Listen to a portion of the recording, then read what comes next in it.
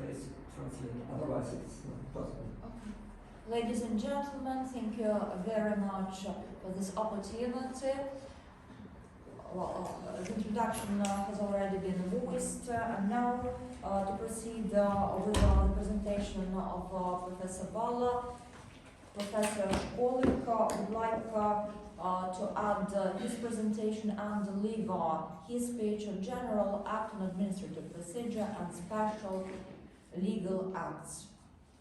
Тобто перша теза, яку я озвучу, що практично немає жодної держави, навіть у тих країнах, де є загальний акт про адміністративну процедуру, де немає, в принципі, спеціальних актів, які так само регулюють адміністративну процедуру, але в певних сферах публічного адміністрування. The first message that Mr. Shkolyk, Professor Shkolyk would like to add to what has been said already is that there is no state where there will be such a framework, general law on administrative procedures, where there will be no special legal acts that might complement this framework administrative regulation. Але тут починаються відмінності. Тобто в деяких країнах за законодавством деяких держав в самому загальному акті про адміністративну процедуру, незалежно як він називається, чи кодекс, чи закон, чітко зазначено, в яких сферах він не застосовується. Тобто це є перший варіант. І другий варіант, що в цих загальних актах міститься лише загальне положення про можливість регулювання адміністративної процедури у спеціальному законодавстві. The differences among states lie in their approaches to framework administrative acts. On the one hand, there exist such states where framework administrative acts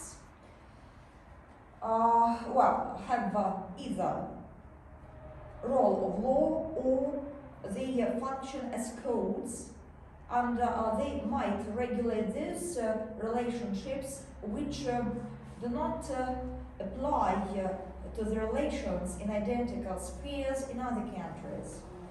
That's the first option. And the second option is that there are also such regulations where some tenants, for instance, will not comply with the special regulations which might complement to the umbrella administrative act. Я тут зроблю короткий огляд прикладів з різних країн. І, звичайно, починатиму з Німеччини не тому, що ми знаходимося зараз в Німеччині, а тому, що 20 років назад, коли в Україні почали розробку адміністративно-процедурного кодексу, то орієнтувалися саме на німецький закон. And now Professor Shkolyk would like to give you a brief overview on these developments.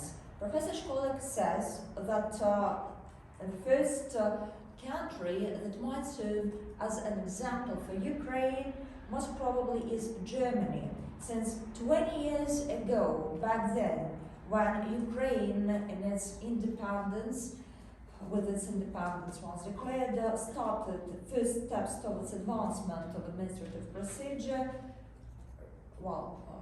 made a choice to take Germany as its role model in this respect, and now you will hear more on this. Професор Балер вже згадував, що в німецькому законі є базово кілька винятків. Це податкова сфера, соціальна сфера і процедури в патентному відомстві також до цього хочу додати. Подібно є десь в деяких інших країнах, які мають кодекс чи закон. Наприклад, в Європейському Союзі в сусідній Польщі кодекс адміністративної процедури не застосовується у карних фінансових справах, в податкових справах і в справах, які здійснює дипломати, тобто які належать до компетенції Міністерства закордонних справ. Ось, тобто теж зараз не застосовується кодекс адміністративного провадження. For the exclusions which do not apply under this underline procedures, we should mention such procedures as federal and local tax regulations or acts which federal and local tax bodies must issue following the tax code. The second is social domain procedures which are regulated by the social code of Germany. The third scope of directions belongs to the German patent institution and any other arbitration units which are created under the umbrella of the German patent institution. Alongside, it's worthwhile mentioning the Ukrainian neighbor, that is Poland. In Poland, this code does not apply to a number of cases which include criminal frauds, tax files, and those cases which belong to the competence of the Ministry of Foreign Affairs of Poland, which mean diplomatic disputes. І ще для прикладів з іншої правової системи, з американського акту про адміністративну процедуру, то американський акт не застосовується до процедур у воєнній сфері і в сфері зовнішньої політики, так само десь подібно до польського варіанту.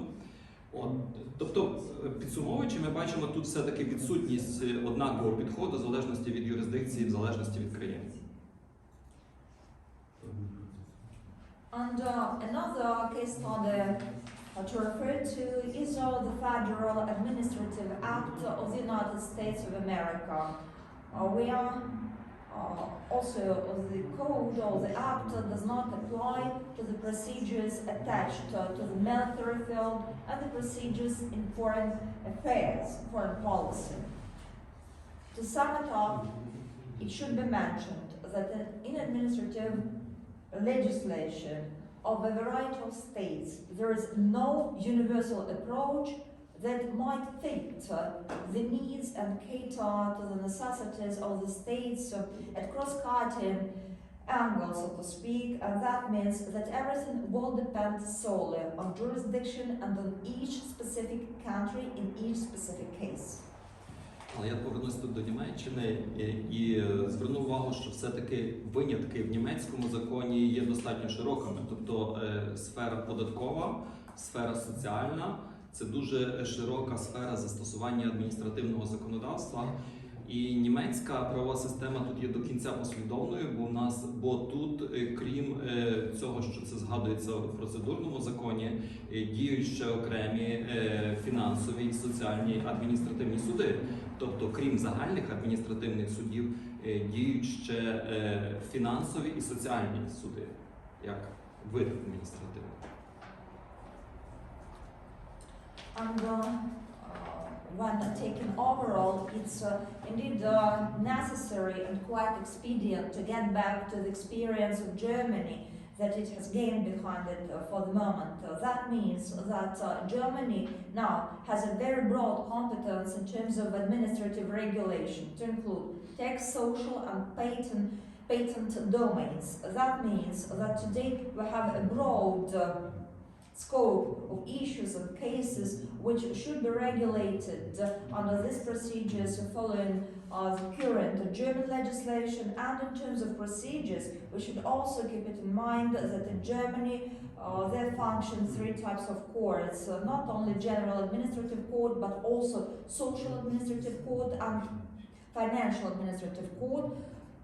That is also І я тут ще повернуся до історії, так само як професор Балер, і згадаю те, чому так виникло в Німеччині і чому так склалося. Насправді ще в 1919-му в Німеччині був прийнятий податковий закон, який в тому числі регулював процедуру. А загальний закон про адміністративну процедуру тільки в 76-му році. Хоча з літератури десь видно, що відмінності між податковою адміністративною процедурою і загальною адміністративною процедурою не є істотні, і в літературі німецькій теж є дуже широка позиція стосовно того, що не треба особливого закону про податкову процедуру, а ці особливості можна було б врахувати шляхом внесення доповнень до загального закону. And with a view to the approach that Professor Baller has undertaken and suggested us today morning, Professor Shkolyk would like to proceed saying that it is indeed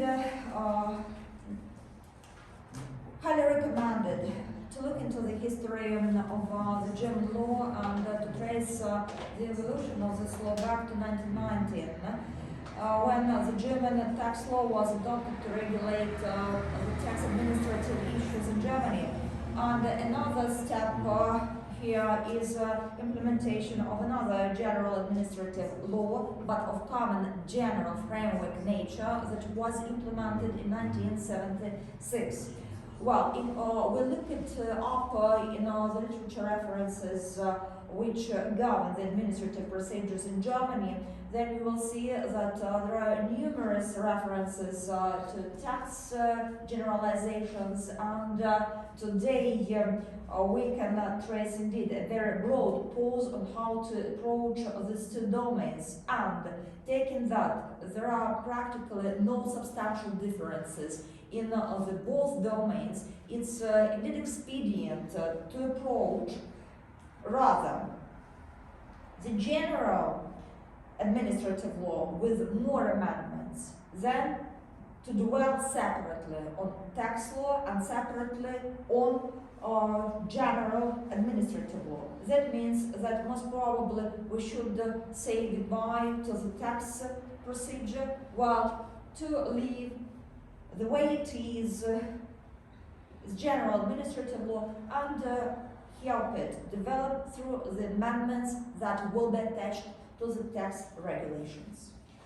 Інша група держав, на якій я зупинюся, вони роблять інший підхід, як на мене, складніший.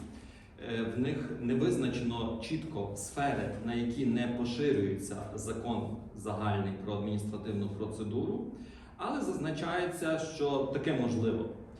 Прикладом я наведу закон Королівства Іспанія, яка теж була одна з піонерів в законодавстві про адміністративну процедуру.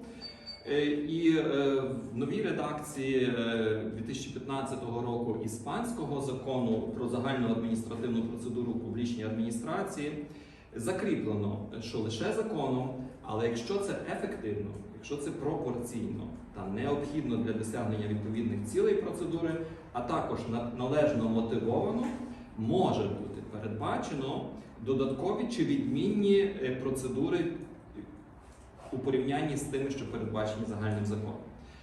Ось, тобто в іспанському законі є передумови для прийняття спеціального законодавства і належна мотивація обґрунтування такого кроку в першу чергу. Complementary to what has already been said, it's necessary to go into the legal tradition of other countries, and Spain deserves to be mentioned separately.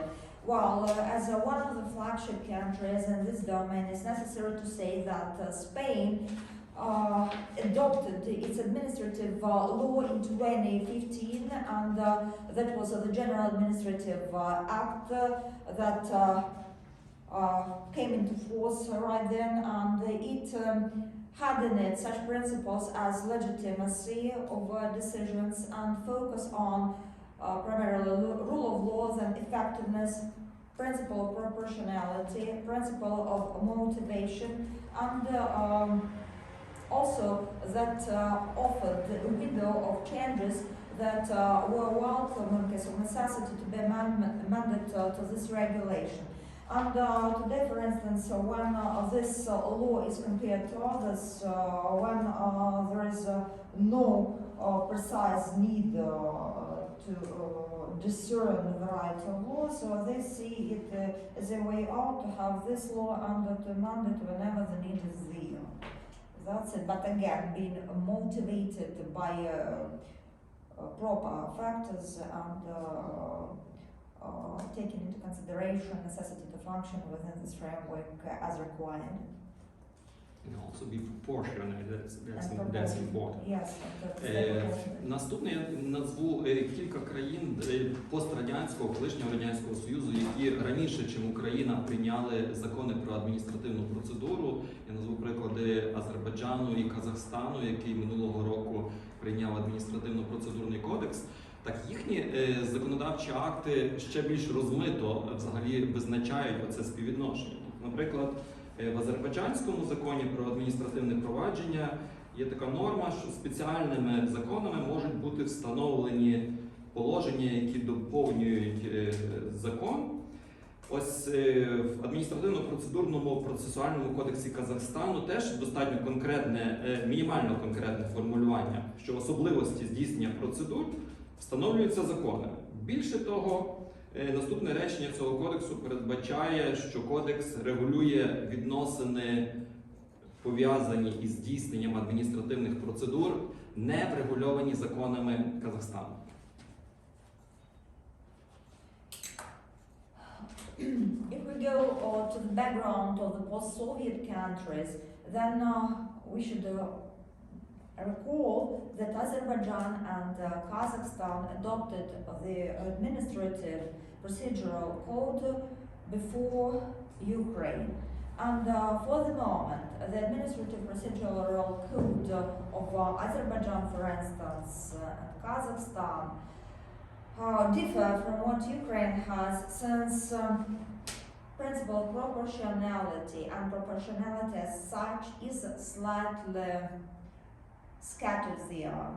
That means that there is no proper articulation for that, and there are some difficulties with the way they spelled out this concept in their legal framework. For Azerbaijan, today they are governed by special laws, and these laws are amended from time to time. And speaking for the administrative procedure of Kazakhstan, well, they have again special tenets that envisage a possibility to regulate specifics of procedures in standalone legal initiatives. And that's how that functions for the moment. Тобто, інакше кажучи, ця остання норма казахського закону, ну, можливо, професор Мельник, якщо з нами, він прокоментує, він більший фахівець зараз в Казахстані, але, як на мене, це засвідчує субсидіарну роль кодексу до спеціального законодавства. Може, це прикладів, And for Kazakhstan, we have a speaker, Professor Melnik, that can witness subsidiary nature of legal instruments, in their role when compared to the code. And most probably he will elaborate more on that. Але я повернуся зараз до українського законопроекту про адміністративну процедуру. І він в одній з своїх перших статей передбачає досить широкий перелік відносин, на які він не буде поширюватись, починаючи від петиції, виборів, референдуму і закінчуючи судовим процесом. Ну і зрозуміло, для чого це є, просто для орієнтації, тому що в нас взагалі ніколи не було загального акту про адміністративну процедуру, і треба зорієнтувати право застосування. Але якщо виділяти певні сфери діяльності адміністрації і законодавство якесь таке вуще, то там в законопроекті поки що згадується тільки два законодавчі акти, дві сфери, на які він не поширюється. Тобто це є сфера антимонопольна про захист економічної конкуренції ближче до бізнес-ло, і сфера публічних закупівель. Тобто це теж ця сфера, яка з метою розробників вона матиме спеціальне регулювання.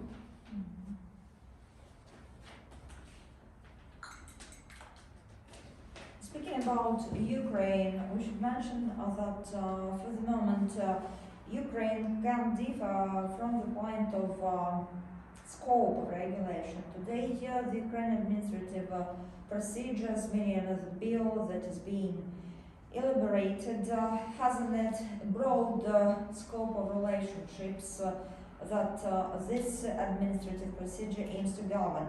Primarily, this is about petitions, elections, and professional orientation. For the Ukrainian legal tradition, we should recognize it that never before in Ukraine we have had such a bill that might be of some universal nature, where you will be able to read the tenets that might govern each and every sphere of life. No, never. But for the moment, what we have in Ukraine is indeed a very wide field of enforcement measures, and these spheres which need to be addressed in a proper way under this framework. Well, for two fields of priority character, I should mention anti-monopoly legislation on the one hand, Public procurement. well, the legal framework, meaning legal initiatives pursuant as the second component to it. Speaking about anti-monopoly component, we have two directions of interest. Primarily, this is economic competition, and the second is public procurement. But again, any changes that these spheres undergo will be subject to special regulations. Але крім того, тобто це не тільки дві сфери. Крім того, є загальна норма така, що законом можуть бути встановлені особливості адміністративного провадження для окремих категорій. Тобто знов загальна можливість є в окремій нормі, але ці особливості спеціальні не повинні суперечити принципам адміністративних процедур, визначених законом загальним.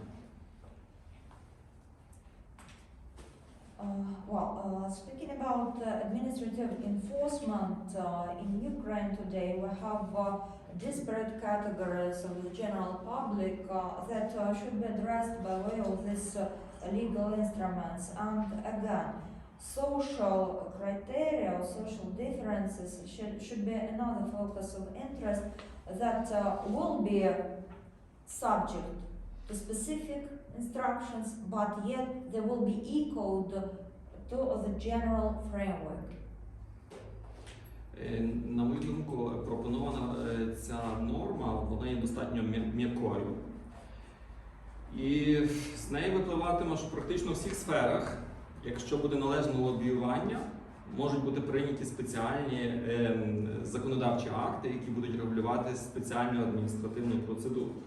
І це в результаті, на мій погляд, воно повністю нівелюватиме роль загального закону, який буде застосовуватися лише за наявності прогалин у спеціальному законодавстві. What we can observe now is a soft reflection of possibility to envisage each sphere of life in such regulations that we discussed.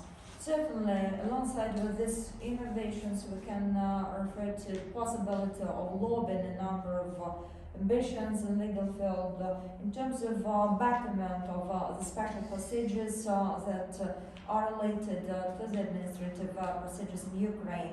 But in terms of their coexistence, there is also a trend to broader elaboration of special administrative procedures, and simultaneously with that, bringing to now this general framework laws that today function. Again, since the special regulations have individual nature and they serve as individual instruments, there is a popularization of a very high demand for these instruments, and there is very little interest to the general framework. But we yet need to recognize that in these cases where loopholes are there is also, most probably some sort of assumption that there will be some need to get back to the general framework laws, where, for instance, there will be need to specify those key tenets that should serve as a backbone for the special administrative instruments of individual nature. For everyone to know, like a framework, as I say, skeleton of the entire thing. Тобто, продовжуючи загалом, ми розглядаємо це як рух в правильному напрямку, це відповідність принципам процедури, але недостатньо. Ось, тому що це на практиці може призводити до того, що ми бачили під час розробки, що кожне відомство, кожна структура хоче для себе спеціальне регулювання. Що вони є ось такі особливі, і нам треба спеціальне регулювання, і тоді це зводиться до тотального застосування lex specialis на практиці. І до того я додам, що в нас немає поки що теж не те, що закону про адміністративну процедуру, у нас закону про нормативно-правові акти теж до цього часу ще немає, хоча дуже багато про це говориться, і він теж на кінцевому етапі законодавчого процесу. Well, speaking about directions of regulation, there are multiple, and most probably they will multiply even more. But for the structures and establishments of the function in Ukraine, what we can observe is that each of them has an ambition to have its individual special regulations to govern each and every step in their operations, and that means that most probably there will be some sort of umbrella, let's say overlapping, well, some framework regulations, but in practice, yet there will be some sort of most probably individual cases which will demand individual approaches and individual instruments to be issued. But the question remains yet how to nurture the specific needs. Certainly we should rely on general tenets, but we should individualize when the need is of the hour. Дякую. Я десь вже буду переходити до висновків, вже час, мабуть. Thank you. Now we're going to jump to conclusions since it's high time to wrap it up. Тобто, зрозуміло, що спеціальне законодавство воно буде, але питання врегулювати це дуже чітко. По-перше, якщо приймається спеціальний акт, то він повинен бути належно обґрунтованим, тобто це має бути дуже мотивованим, і специфіка певної сфери повинна зумовлювати цю ситуацію, що є виняток, а не так, що якесь відомство, міністерство краще лобіює свої інтереси.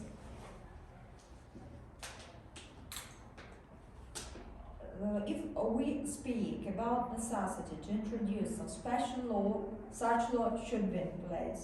But what we need to underscore is the necessity to articulate it precisely what tenets and provisions should be our guardian covenant. And for the articulation of these provisions, there should be properly matched specialization and qualification of those who do them. And again, proper qualification, the motivation and approaching these things should also bring in proper specialists, proper specifics, approach and proper causality for it all to function properly. Дякую. По-друге, якщо є певні винятки, якщо для певних вузьких сфер чи для певних органів, то цей перелік сам винятків він не повинен бути надмірно великим. Інакше це тоді ніякий не загальний акт, а акт, який діє десь в виняткових випадках. І якщо ці спеціальні акти таки діятимуть, то відповідно їх треба привести відповідність дійсно із нормами загального закону, відповідно до принципів доброго чи належного адміністрування, які зараз за рекомендацією Ради Європи Україна їх зобов'язана дотримуватись. Інакше кажучи, спеціальне законодавство має бути істотно новелізовано.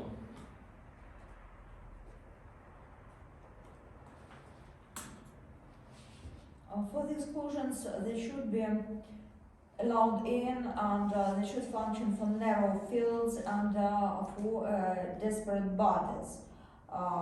For, let's say, a general act, it should function, but for individual cases, most probably there should be standalone instruments issued. Speaking for the list of directions that should be regulated by way of general act, that list should not be that big. It should not be large. In case if there is a necessity to supplement this list of some framework nature, some individual cases, individual legal instruments should be issued to underpin individual cases where there will be some insufficient information, evidence, dispositions, for instance, dispositions for the cases which will be attached to this structure. What we will consider as a telling factor for the development of this initiatives is necessity to comply with the requirements of good governance and other topical legal issues which today, are prioritized in the legal agendas at large, and for normalization and bringing into, let's say, compliance with the current demands. We should do it all to stay on one and the same page with other countries and everyone else in terms of legal evolution. That's it.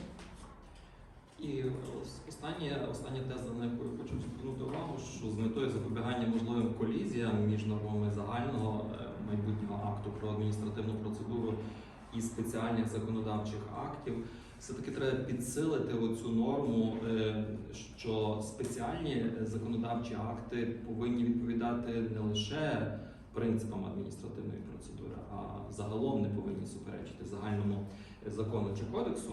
І тільки в цьому випадку, як на мене, майбутній загальний законодавчий акт дійсно відіграє системну і конститутивну роль в новому адміністративному законодавстві, а не це буде нагадувати за аналогією в будівництві ямковий ремонт, а не капітальний ремонт дороги. And to prevent legal collision of the future administrative procedure and, on the other hand, specific individual legal instruments, again, keeping that in mind that we aim at strengthening the current legal system, we should look into principles of the general law, and we should do it all to overcome any risk, hazard, or any possibility to bring into conflict the general law, code, and those individual instruments that will emerge along the avenue. And for the new system, we should address in the future such principles as legitimacy and constituency in the nature of that machinery that we are going to build up. For us, in this case, to escape such a situation where our work might remind a sort of scenario where we will aim at, let's say, bridging gaps in the road, a sort of filling in pitfalls that we might encounter while going along the way of evolution, rather than doing some overhaul. That means that we should do some overhaul, meaning some capital repair works, instead of bridging individual gaps. Так, і на завершення свого виступу я не буду десь в контексті повністю своєї тематики, але радше відповім на дві останні тези професора Балера, які стосувалися того, що немає без регулювання адміністративної процедури належного регулювання адміністрації в будь-якій державі. І друга, що яким чином діють адміністративні суди за відсутності закону про адміністративну процедуру. Я буду намагатися відповісти на ваше запитання. And to summarize what Professor Baller has suggested before, Professor Andrii would like to say two more messages to the audience that is with us today. Primarily, that's about impossibility to have no regulation of administrative nature, where there will be no administrative governance of proper fashion in the state. And the second is no possibility of administrative courts where there is no underpinning procedure for that. Стосовно першого питання, у нас немає цієї дуже розгалуженої ситуації, як в Росії, стосовно регламентів для кожного виду адміністративних послуг чи процедур. Але в нас, тим не менше, дійсно дуже є розгалужене на сьогоднішній день і рамкове законодавство, і спеціальне законодавство, і навіть підзаконні нормативно-правові акти, які дуже часто регулюють адміністративну процедуру. Тобто, по великому рахунку, процедура частково регулюється, але не повністю. Speaking about Ukraine, it has underdeveloped system of procedures in contrast to what Russia holds.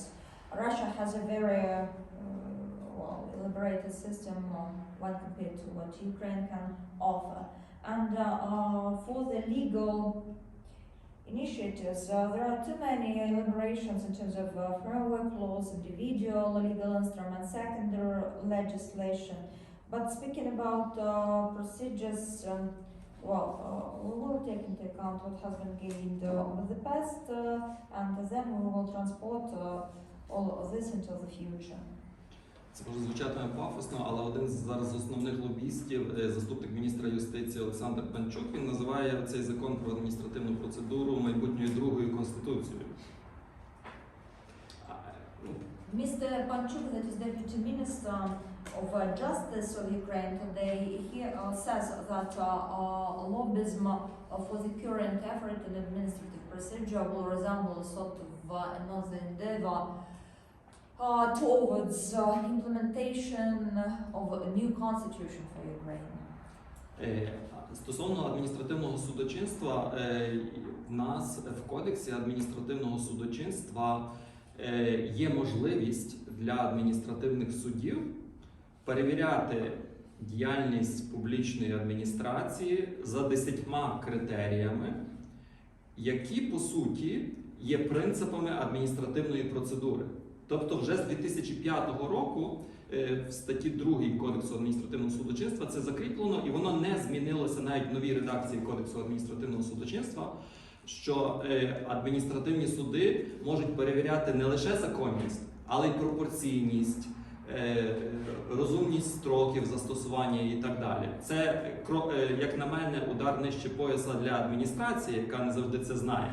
Але тим не менше, суди це зараз дуже активно перевіряють, як діє адміністрація, і якщо адміністрація не дотримується оцих принципів адміністративної процедури, які є в Кодексі адміністративного судочинства, то, відповідно, суд може скасувати рішення адміністрації. Тобто в нас це в цій частині вже діє 16 років, що адміністративні суди можуть перевіряти, і таким чином воно є не повністю все погано.